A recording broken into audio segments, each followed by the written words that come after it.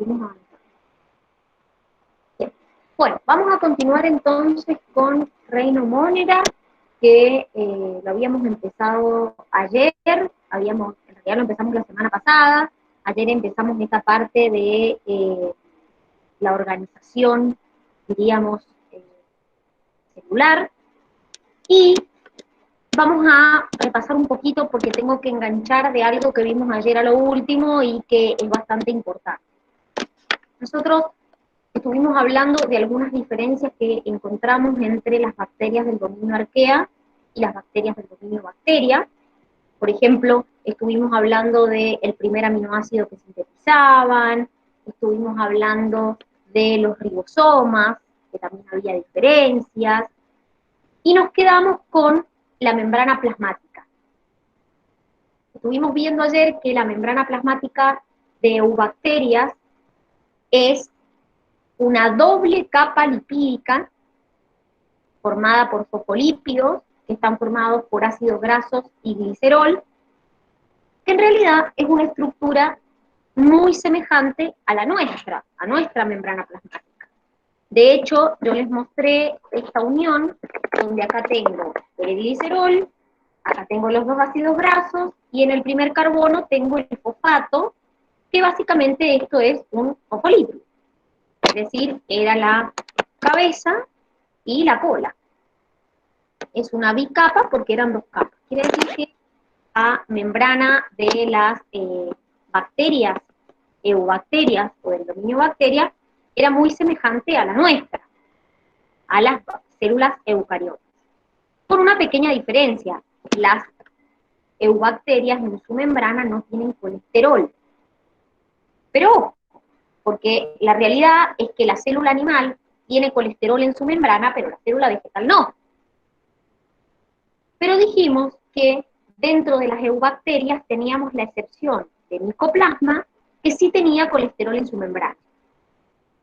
Por otro lado, vimos a las arqueobacterias, que en este caso podía ser una mono o una bicapa, pero estructuralmente estaba formado por isoprenoides más glicerol. Entonces la unión, en vez de llamarse éster, se llamaba éter, que es esto que yo les mostré acá. Es decir, acá tengo isoprenoides y la unión entre el glicerol y el isoprenoide se llama éter. Obviamente, tampoco las bacterias del dominio Archaea tienen colesterol en su membrana. Entonces, esta es como una de las diferencias más importantes que encontramos entre las eubacterias y las arqueobacterias.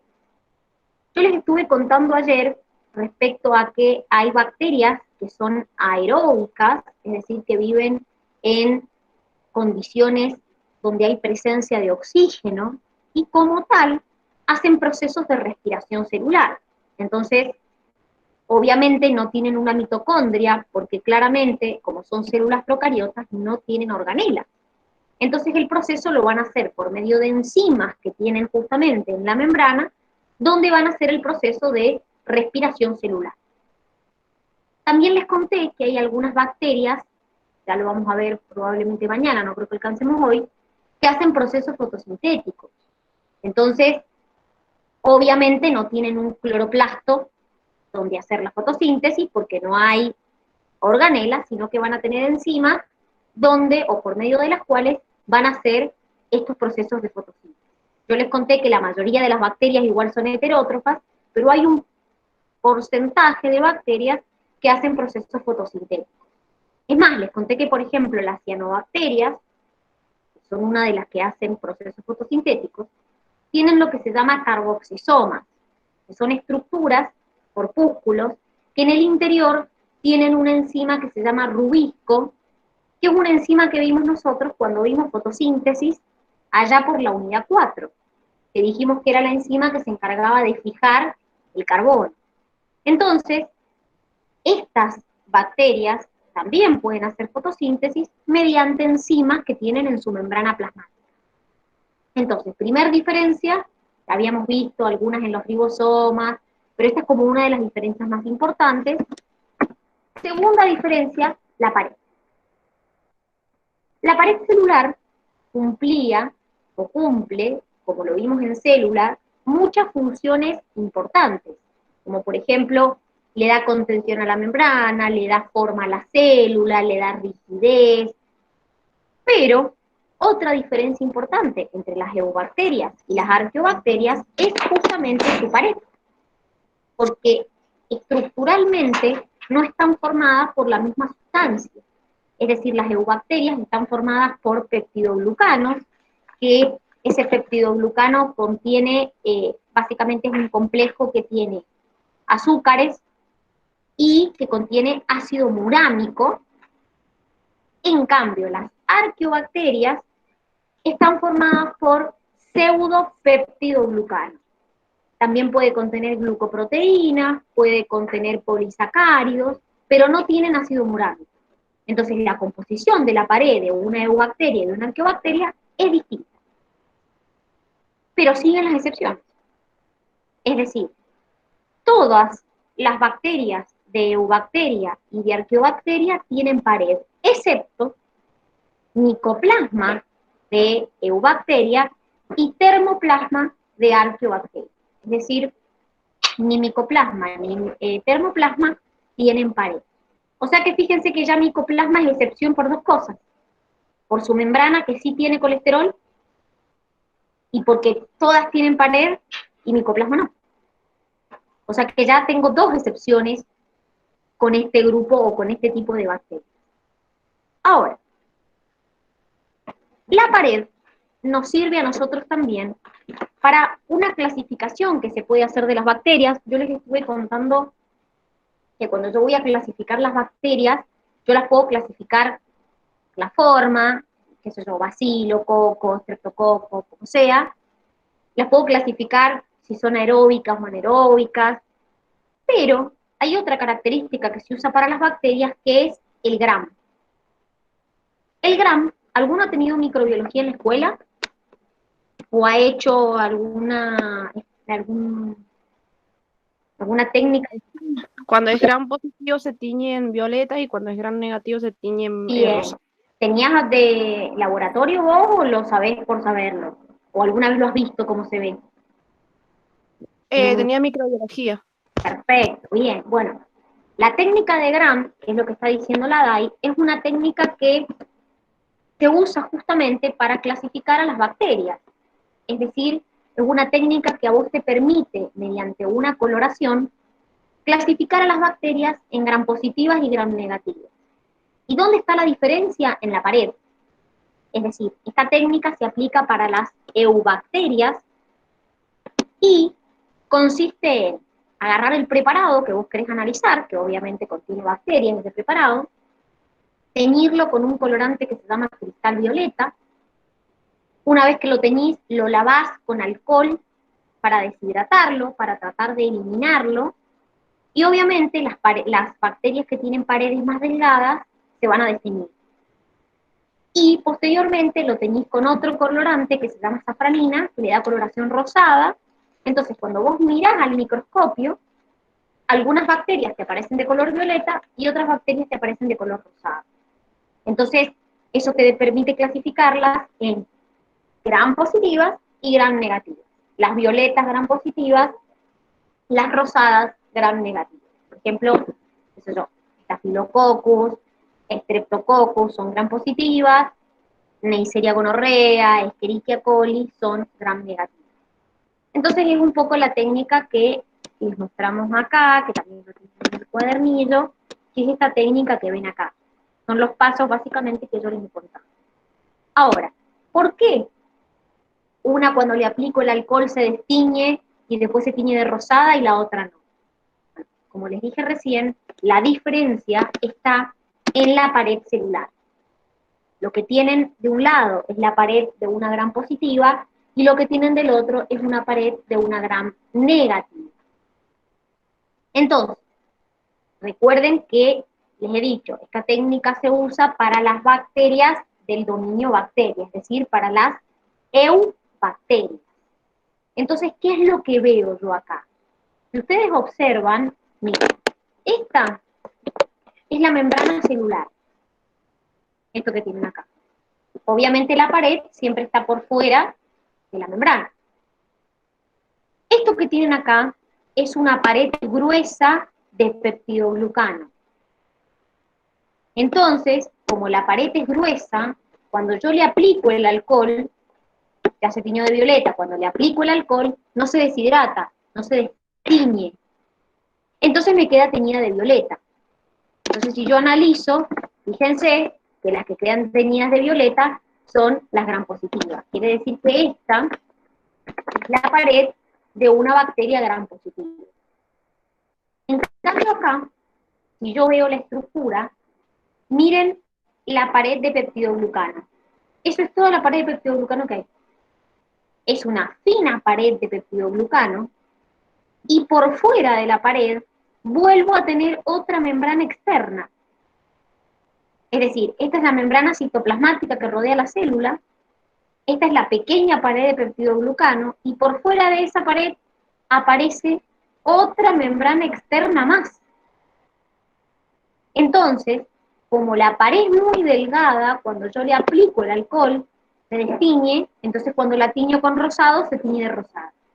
Entonces esta es la típica pared de una bacteria gram negativa. Fíjense que es una pared delgada y se encuentra en un espacio que se llama periplasma, que es un espacio que se encuentra entre la membrana celular y la membrana externa. Entonces, la diferencia fundamental por la que una se tiñe de rosado y otra se tiñe de violeta, como les dije, es por lo que la clasificamos, es justamente su pared. Las dos están hechas de peptidoglucano. Lo que pasa es que lo que cambia es el espesor de esa pared. Esto tiene una pared mucho más gruesa de peptidoglucano, mientras que esta es una pared mucho más fina y por fuera hay una membrana externa más. Entonces, eso es lo que cambia. Recuerden que igual de las dos maneras, las dos pertenecen a eubacterias. Yo les hago una pregunta. Si yo tiño a micoplasma, ¿de qué color queda?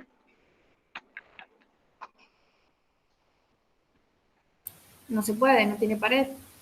Muy bien. Entonces quiere decir que si yo tiño a micoplasma, me quedaría incoloro. Porque al no tener pared, no se tiñe ni de rosado ni de violeta. Pero, y escuchen con atención esto, por favor, porque siempre es pregunta de examen y siempre se confunden y nunca entienden por qué en una parte del apunte dice una cosa y en otra parte dice otra. Bueno, si bien micoplasma no tiene pared, eso es verdad, y si yo le hago una tinción, me va a quedar incolora, no voy a verla ni rosada ni violeta. Se la clasifica a micoplasma como gram positiva. ¿No es por qué? Porque micoplasma pertenece a molicutes, formicutes, como lo vieron ustedes en el apunte. Acuérdense que lo vimos la semana pasada, la clasificación. Dijimos que micoplasma pertenecía, era como una excepción, y que micoplasma pertenecía al filón Firmicutes y a la clase Molicutes. Entonces, las bacterias que pertenecen al filón Firmicutes son todas gram positivas.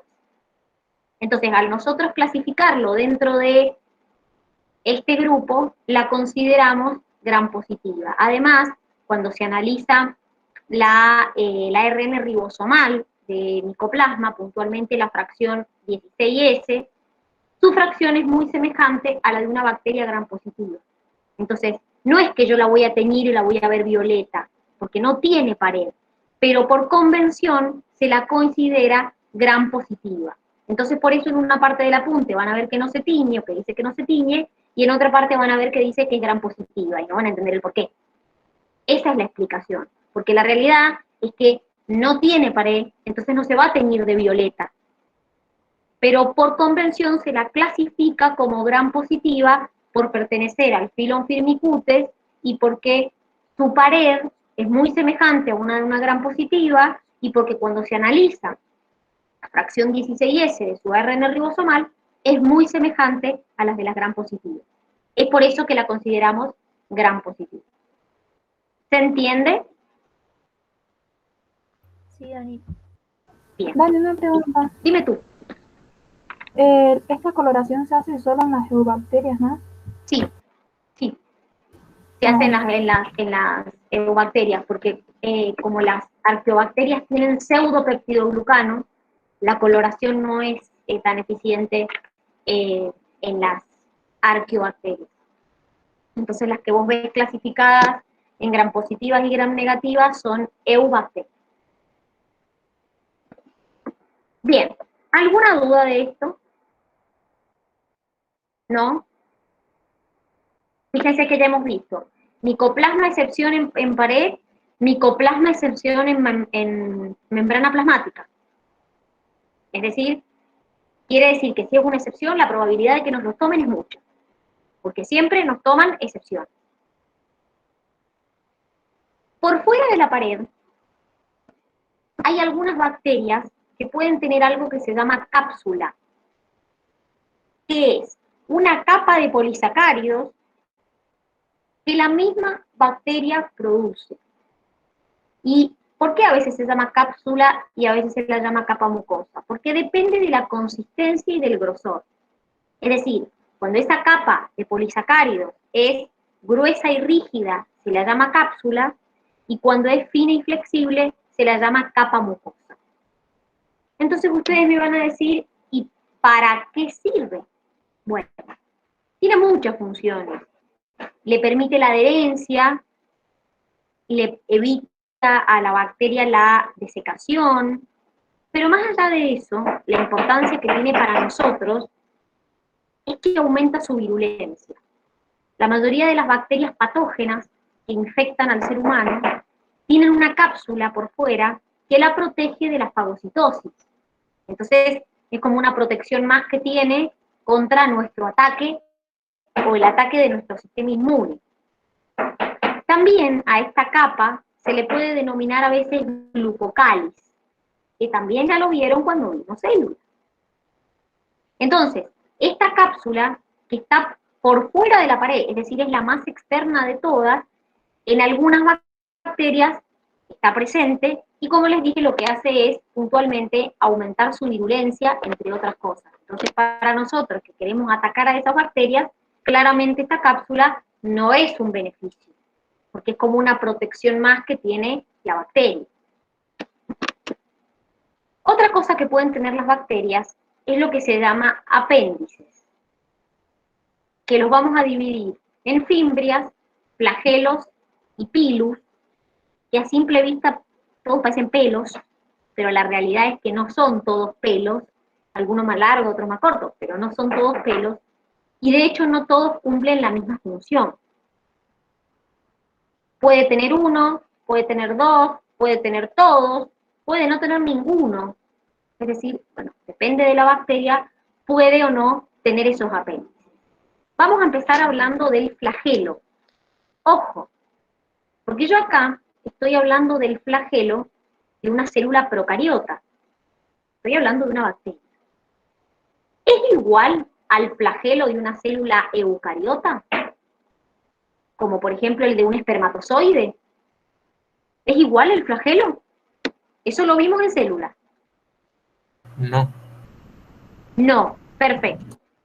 ¿Cómo era el flagelo de una célula eucariota? Que es la célula que vimos, de hecho vimos la descripción y hasta, bueno, recién mencionamos, por ejemplo, el espermatozoide. ¿Cómo era el flagelo de una célula eucariota? ¿Cómo estaba formado el flagelo de una célula eucariota? Por tripletes, no me acuerdo bien. A ver cómo era. Era por microtúbulos, eran microtúbulos, bien. Lo de los microtúbulos está bien. Pero ¿qué disposición tenían esos microtúbulos? 9 más 2. Muy bien. ¿9 qué eran? ¿Pares o tripletes? 9 pares de microtúbulos centrales y dos en el centro. Es decir, eran 9 pares de microtúbulos alrededor y 2 microtúbulos en el centro. Y les hago una pregunta. Esos flagelos eucariotas que estamos hablando, ¿tenían o no una membrana que los rodeaba? Sí. Muy bien, tenían una membrana que los rodeaba. Claramente, si yo les hablo de esos flagelos, por ejemplo, como dijimos en el espermatozoide, esos flagelos sirven para moverse. Bueno, miren estos flagelos que tenemos acá. No se parecen a lo que hemos visto.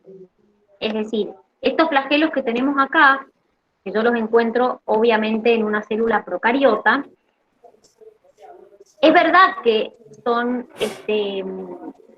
básicamente distintos estructuralmente, o sea, funcionalmente son iguales. ¿Qué quiere decir esto? Sirven para moverse, o sea, a la bacteria que lo tenga le va a servir para moverse, pero estructuralmente estos flagelos son distintos. Primero, es una estructura proteica desnuda. ¿Qué quiere decir? Que no va a tener una membrana plasmática que lo rodea.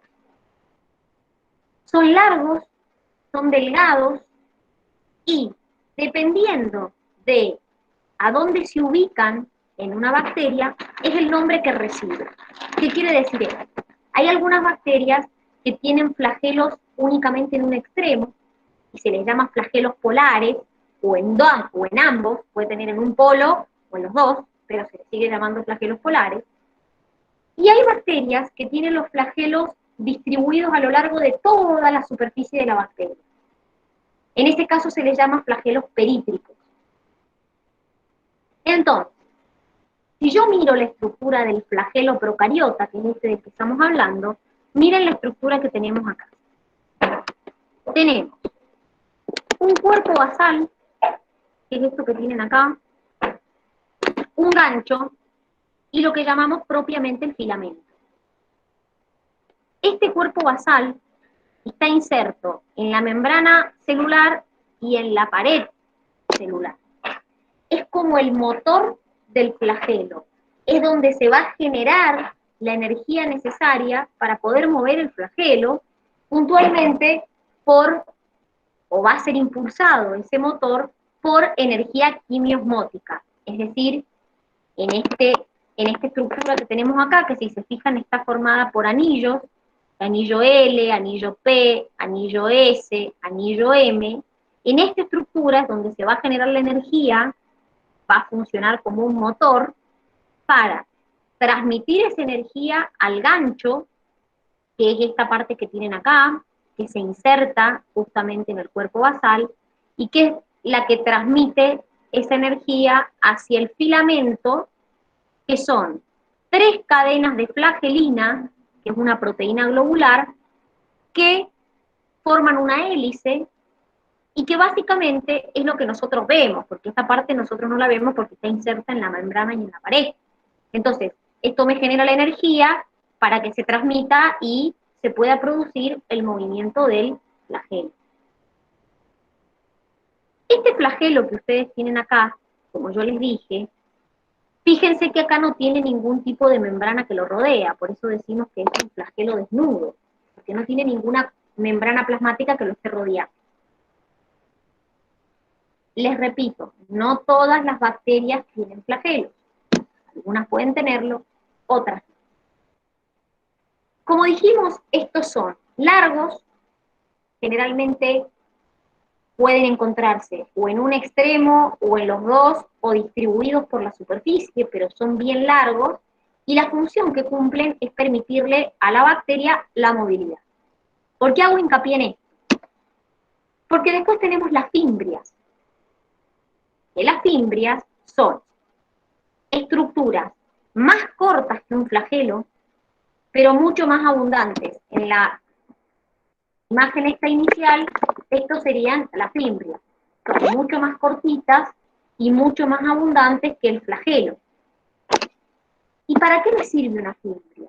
Una fimbria me sirve, o le sirve mejor dicho, a la bacteria para poder adherirse a superficies, para poder adherirse a otra célula.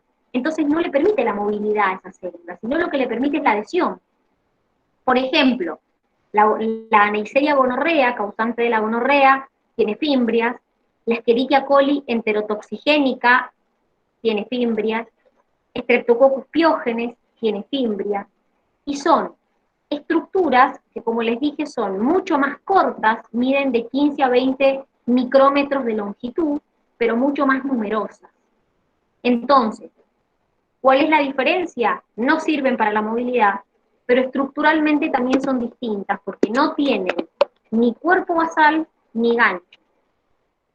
Simplemente tienen esta parte formada por una proteína que se llama fimbrilina. Así como en el flagelo la proteína se llama flagelina, en la fimbria la proteína se llama fimbrilina. Entonces, no tienen gancho y tampoco tienen cuerpo basal. Claramente, no lo necesitan porque no les permite moverse, no se mueve la fimbria. Entonces, ¿para qué quieren un motor que les genere energía si no le permite la movilidad? Solamente les permite la adherencia. Entonces, flagelo, motilidad, fimbria, adherencia. El tercer tipo de apéndice que puede existir es lo que nosotros conocemos como, depende si lo decimos en plural o en singular, pilus o pili. Pili es en plural, pilus en singular. ¿Qué quiere decir esto?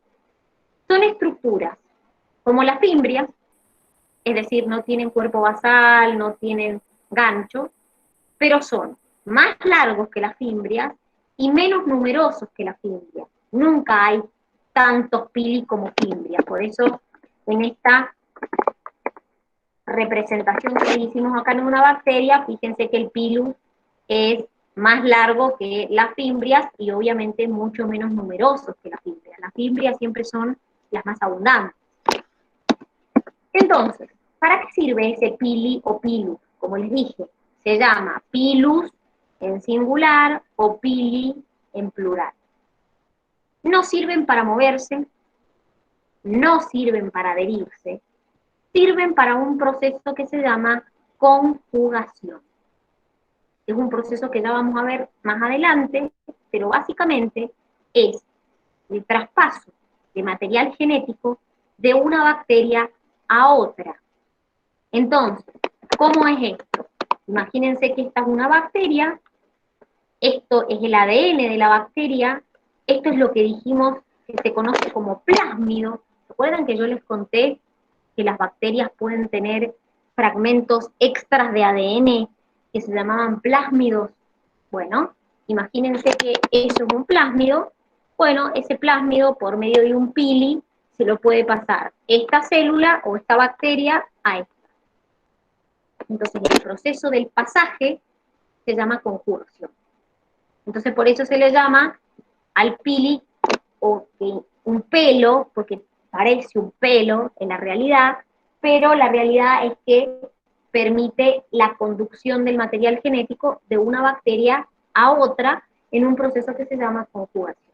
Entonces son tres estructuras distintas con tres funciones distintas. Y como les dije, una bacteria puede tener las tres, dos, ninguna, una sola. La verdad es que depende de la bacteria en cuestión. No es que todas lo tienen siempre. ¿Alguna duda hasta acá? Profe, una pregunta, o sea que el pili hace más resistente a la bacteria. En realidad el pili le sirve para intercambiar el genes. Se podría decir que lo que lo hace más resistente, por ejemplo, es la fimbria, porque le permite adherirse mejor, por ejemplo, a un tejido. Entonces, al adherirse mejor a un tejido, también se adhiere mejor a nuestros tejidos.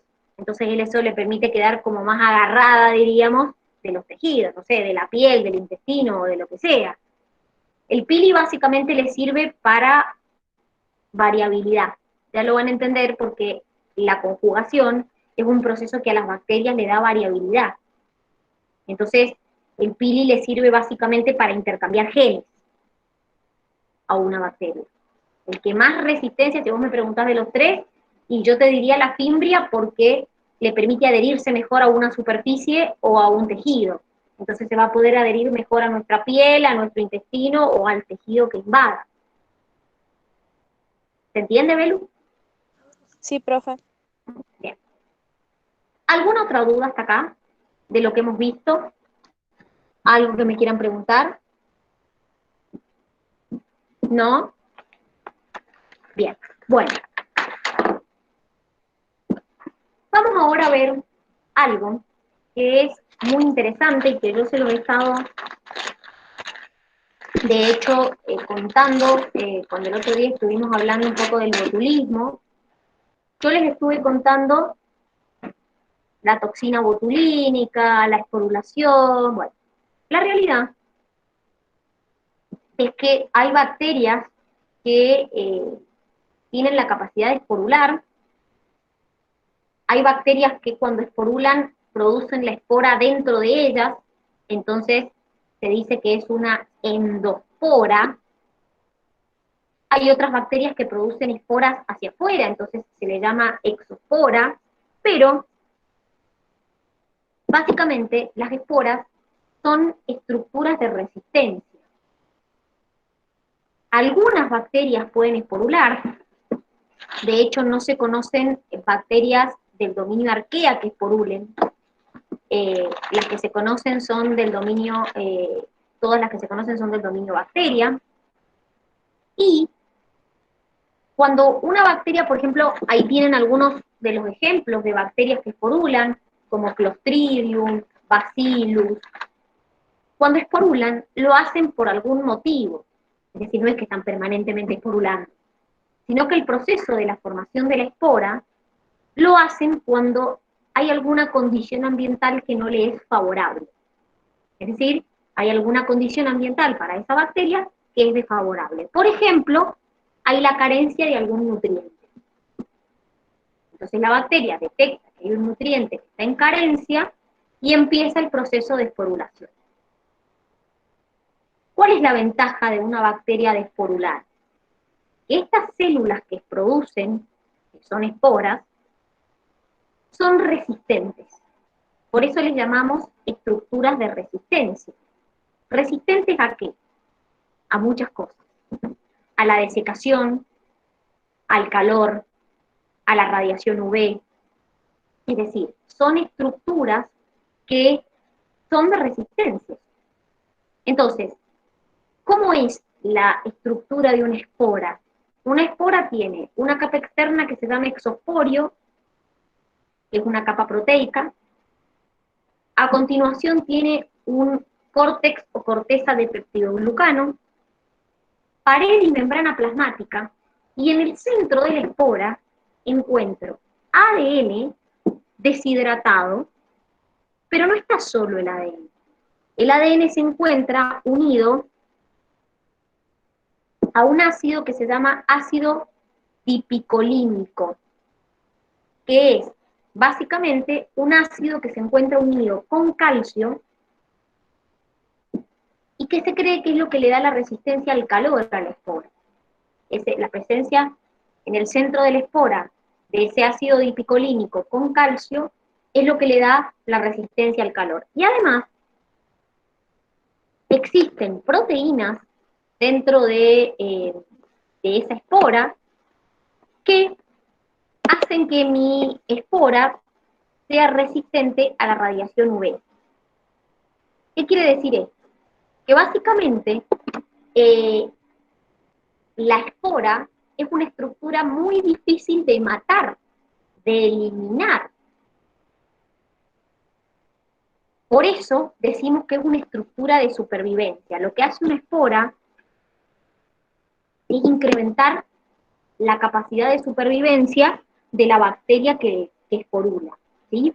En este caso, vemos el género Clostridium, también el género Bacillus, por ejemplo, ahí tienen el Bacillus anthracis, que es el causante del carbunco, el Clostridium tetani, que es el causante del tétano, el Clostridium botulinum, que es el causante del botulismo, el Clostridium perfringens, que es el causante de la gangrena. Entonces no es que cualquier bacteria va a esporular. Principalmente ese grupo es el que esporula. No se conoce otros grupos que esporulen y de hecho, por ejemplo, no se conocen arqueas que esporulen. Entonces, la espora es de gran importancia para una bacteria, porque cuando la bacteria se da cuenta que hay alguna condición que le es desfavorable, va a iniciar el proceso de esporulación. ¿Por qué se le llama endospora? Porque la espora se va a formar dentro de la bacteria y luego se va a liberar. Miren. Acá les muestro. Esto que tienen acá es el proceso de esporulación. ¿Qué quiere decir esto? Esto es la bacteria original. ¿Sí? No sé, imagínense el Clostridium o el que se quieran imaginar.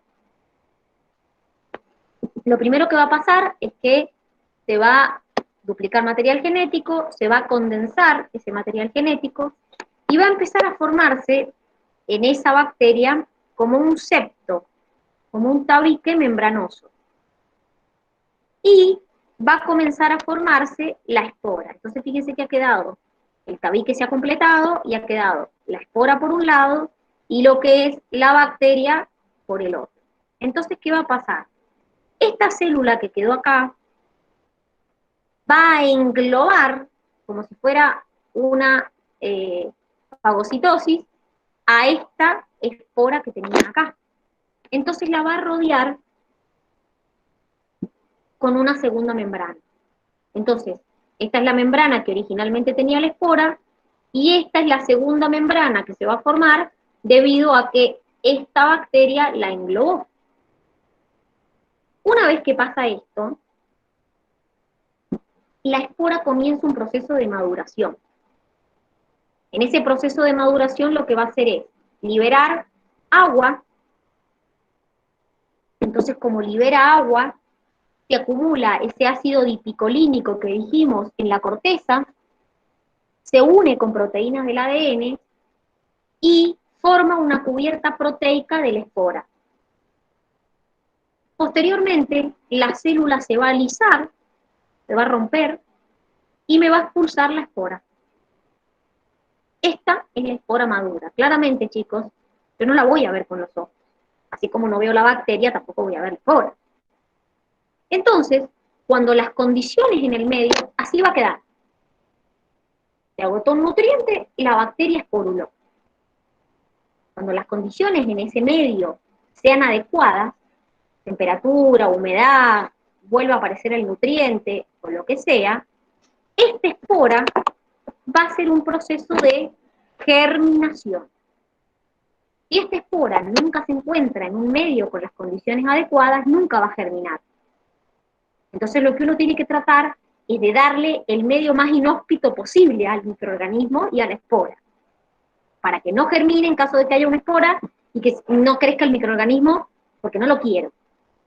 Entonces, como les dije, estas esporas son muy difíciles de eliminar. Obviamente, si uno hace un tratamiento térmico sumamente elevado, las puede eliminar, pero ustedes llévenlo eso, por ejemplo, a la alimentación. Si yo aplico un tratamiento térmico tan elevado, quemo las cosas. Entonces, cuando uno hace un alimento por ejemplo, en conserva, ya sea las latas o que es donde más puede crecer este Clostridium botulinum, porque encima es anaeróbico, entonces yo le tapo el frasco, le tapo la lata y adentro está chocho, porque no tiene oxígeno. Entonces lo que yo tengo que tratar de hacer es que en caso que esté la bacteria, no llegue a esporular. Entonces para que no llegue a esporular, le tengo que dar las condiciones más inhóspitas a esa bacteria, a ese Clostridium, o directamente matarla. Entonces, para eso se les hacen tratamientos térmicos para matar la bacteria. De hecho, la bacteria no es tan difícil de matar. Con un tratamiento térmico normal la mato. Y también le doy condiciones inadecuadas para que no crezca. Por ejemplo, el pH lo bajo hasta debajo de un nivel que se sabe que el Clostridium no crece, que por ejemplo, en el caso del Clostridium es 4,3. Entonces yo bajo el pH por debajo de eso para que no crezca el Clostridium, y de esa manera, si no está el Clostridium, no hay espora. Una vez que se esporuló, yo no tengo manera de determinar si se esporuló o no se esporuló, porque no se ve, no le cambia el sabor, no le cambia nada. Entonces, lo que yo tengo que evitar es que ese microorganismo esporule, o sea, llegue a esporular. Entonces, como yo les dije, esto es un mecanismo de resistencia. Es decir, para las bacterias, esto es un mecanismo de resistencia, que no es lo mismo que la esporulación que vamos a ver la semana que viene, probablemente, en los hongos. Porque los hongos también esporulan, también producen esporas. Pero el fin de la espora del hongo no es la misma que el fin de esta espora. Los hongos esporulan para reproducirse, para hacer un tipo de reproducción asexual. Las bacterias no lo utilizan como mecanismo de reproducción, porque de hecho las bacterias hacen fisión binaria para reproducirse. No hacen mitosis, meiosis. Entonces, para la bacteria, esta espora no es un mecanismo de reproducción, es un mecanismo para sobrevivir, nada más.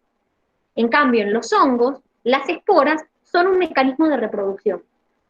Esa es la diferencia entre la esporulación que hay en una bacteria y la esporulación que vamos a ver en un hongo. ¿Se entiende la diferencia? Sí, Dani. Bien. Por eso, por ejemplo, cuando ustedes, no sé, tienen un cajón de verdura o una frutera y tienen una determinada fruta o un determinado vegetal que tiene un hongo, sacan y a las 2 semanas o a los días vuelve a aparecer otra vez el hongo y dicen, dale, si ya saqué el que tenía el hongo. Claro, porque probablemente ustedes sacaron el que tenía el hongo, pero ese hongo produjo esporas, esas esporas quedaron en el cajón o donde sea, y otra vez me generaron un hongo. Entonces, eso sí es un mecanismo de reproducción. Esto que ustedes están viendo acá, no. ¿Se entendió? Sí, Dani. Perfecto. Lo que vamos a ver ahora es un poco el tema de la motilidad. Hemos visto a los flagelos, hemos visto que hay bacterias que son flageladas y otras que no, pero las bacterias que son flageladas se mueven por una sucesión de carreras y paradas. ¿Qué quiere decir eso? Aunque parezca increíble, las bacterias no se mueven, sino, primero que tienen mecanismos para orientarse, y segundo, que una bacteria hace un desplazamiento, se para, se reorienta y sigue su nueva dirección. No es que se mueve por moverse, sino que hace esto, las que tienen flagelos, hacen este tipo de sucesión de que se llaman carreras y paradas, porque se mueve, se para, se reorienta y se desplaza en una nueva dirección. No todas las bacterias se desplazan por medio de flagelos. Por ejemplo, las cianobacterias, las bacterias púrpuras y verdes y algunas arqueas se desplazan, o se mueven, mejor dicho, flotando mediante vesículas de gas. Es decir, en su estructura tienen vesículas de gas por los cuales flotan y entonces así se van desplazando o se van moviendo. Es decir, que no todas las que se mueven por flagelos. También hay bacterias como las espiroquetas, no sé si se acuerdan que vimos la forma de la espiroqueta, como por ejemplo Treponema pallium, tienen un flagelo axial, endoflagelo o flagelo periplasmático, que va en una posición como paralela a la célula. Entonces, como va en una posición paralela a la célula, va tapada como en una túnica, entonces no es la posición típica del flagelo de las bacterias, como dijimos, polares o perítricos. Para que quede más claro lo de polar y perítrico, miren. Esto que tienen acá son flagelos polares. Fíjense que está en un extremo. Puede estar en uno, puede estar en dos. ¿Qué es lo que ocurre? Según el tipo de dirección que o mejor dicho, según el tipo de movimiento que tenga el flagelo, es el tipo de desplazamiento que podrá hacer mi bacteria. ¿Por qué? Porque, por ejemplo, esta bacteria que yo tengo acá, su flagelo se mueve en un sentido, supongamos que gira para allá, y le permite desplazarse hacia allá. Ahora, el mismo flagelo puede moverse en sentido contrario, para acá. Entonces, cuando se mueve en sentido contrario, hace que la bacteria se desplace hacia atrás. Hace como reversa, diríamos, y se mueve para atrás. Pero no pasa siempre esto, por esto se llama polar reversible. No pasa siempre esto. Hay flagelos polares, como este que tienen acá, que solamente el flagelo se mueve en una dirección. en un sentido, es decir, hacia un lado. Entonces, como solamente el flagelo se mueve para un lado, va a permitir el desplazamiento de la bacteria en una sola dirección. Entonces, si la bacteria quiere ir para atrás, y bueno, tendrá que moverse hacia allá, después cuando el flagelo gire, moverse hacia arriba, y después cuando el flagelo gire, mover otra vez hacia atrás. No tienen esto de que el flagelo se pueda mover en distintos sentidos. Quiere decir que volvemos a un poco lo que yo les dije. El sentido con el que el flagelo se mueva me va a determinar la dirección de desplazamiento que tenga mi bacteria. Es decir, no siempre la bacteria, por más que tenga un flagelo polar, se puede mover, por ejemplo, como acá, hacia adelante y hacia atrás. ¿Y qué pasa con los flagelos perítricos? Miren, los flagelos perítricos distribuidos en el cuerpo de la bacteria. Los flagelos perítricos, cuando algunos se mueven para un lado y otros se mueven para el otro, es como que se descoordinan. Entonces, al descoordinarse, hacen que la bacteria cambie de dirección. Entonces, es lo que les están mostrando acá. Estos se mueven para un lado, estos se mueven para el otro, entonces hacen que la bacteria cambie de dirección. Quiere decir que la dirección que la bacteria sigue depende básicamente de cómo se mueva su flagelo. Obviamente, para las bacterias flageladas. Las que no tienen flagelos, no. Ahora, ¿alguna duda con esto? ¿Esto de los flagelos? No, Dani. Bien. Ahora, lo último que vamos a ver respecto a el movimiento de las bacterias y eso, es lo que se conoce como cinesis y taxis. ¿Qué es esto? Parecen conceptos bastante semejantes, no lo son mecanismos de orientación que tienen las bacterias, es un poco lo que yo les decía antes, las bacterias se orientan, por eso en esa sucesión de carreras y paradas, avanzan, se detienen, se reorientan y siguen en una nueva dirección, es decir que las bacterias tienen un mecanismo de orientación. El primer concepto que vamos a ver es lo que se conoce como cinesis. La cinesis es el mecanismo de orientación que tienen obviamente las bacterias para aproximarse a una meta.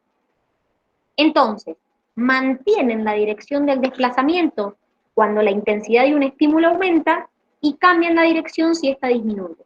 Por ejemplo, quiere decir que una bacteria puede acelerar o desacelerar su movimiento dependiendo, por ejemplo, si cambió determinado estímulo. Recuerden que las bacterias también reciben estímulos, pueden recibir estímulos lumínicos, pueden recibir estímulos químicos, entonces, puede cambiar, por ejemplo, acelerarse o desacelerarse, dependiendo si el estímulo disminuyó o aumentó, y obviamente dependiendo del estímulo que sea.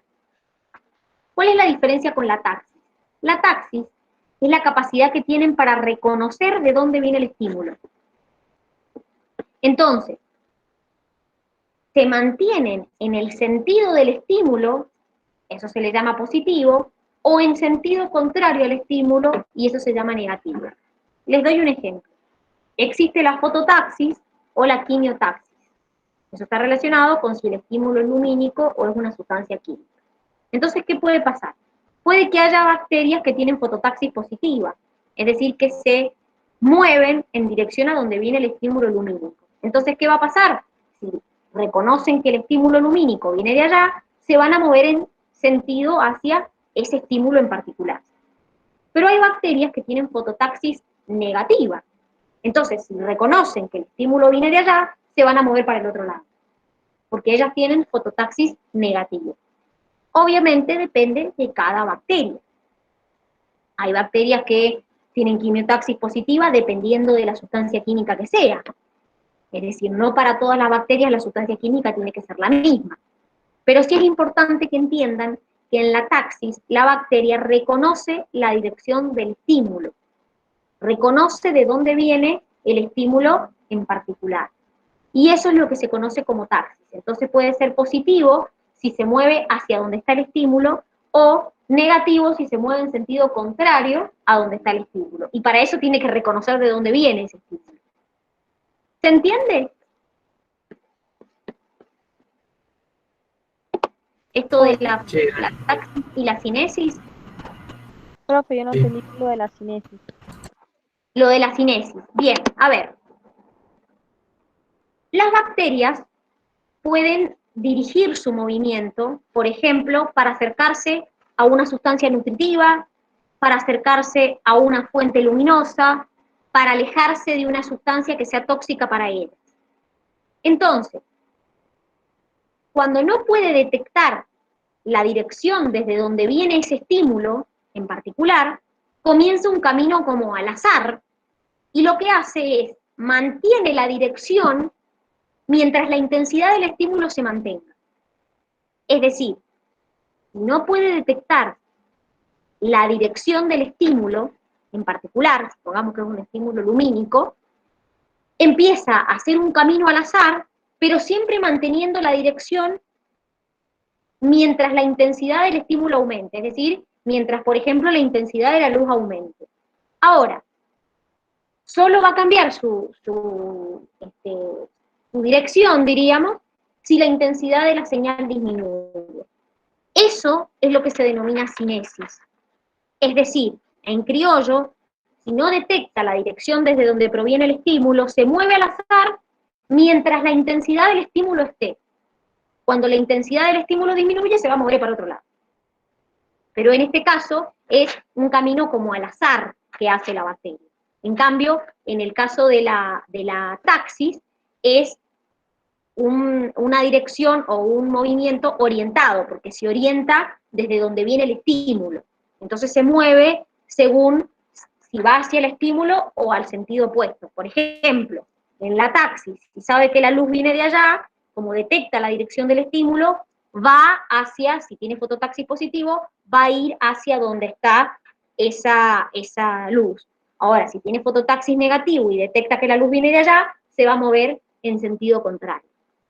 Pero la cinesis es cuando no puede detectar la detección o detectar la dirección desde donde viene el estímulo, se mueve al azar, pero siempre manteniendo la dirección mientras la intensidad del estímulo esté alta. Esa es la diferencia, que la cinesis es más como un movimiento azaroso o no direccional, mientras que la taxis es el movimiento como en una dirección en particular, que es la del estímulo. ¿Se entiende? Ah, no es que se complementan, sino que o tienen una o tienen la otra.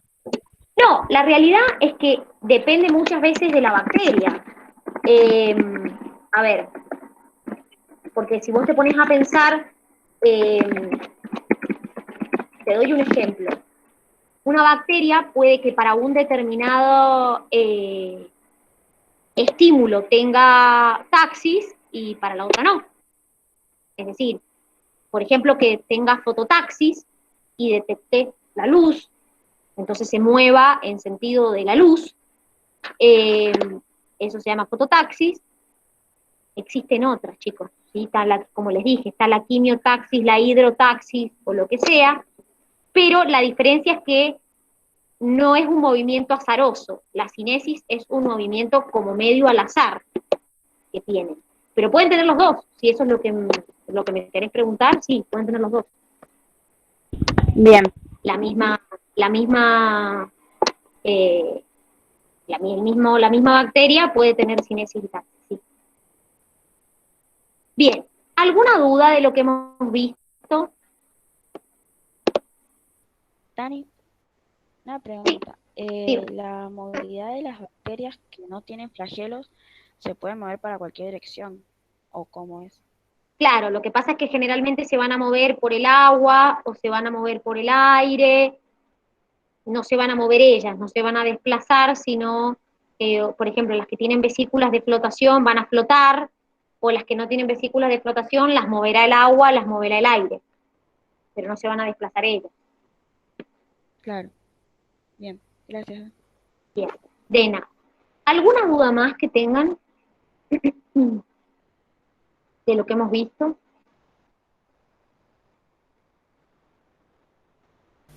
Bueno, No, profe. miren, mañana vamos a dividir en dos partes la clase. La primera parte vamos a terminar de ver Reino Monera, Y la segunda parte de la clase vamos a ver, vamos a hacer el TP. Así que les voy a pedir que por favor traten de para mañana leer la unidad de Monera. Nos queda toda la última parte que son los mecanismos de variabilidad, la nutrición, que es como bastante química. Entonces les voy a pedir que porfa para mañana traten de leer la unidad de Monera, así la primera parte de la clase la terminamos y en la segunda parte hacemos el trabajo práctico. ¿Estamos? Bien, nos encontramos mañana, que tengan una hermosa tarde. Hasta mañana, chicos. Chau, chau.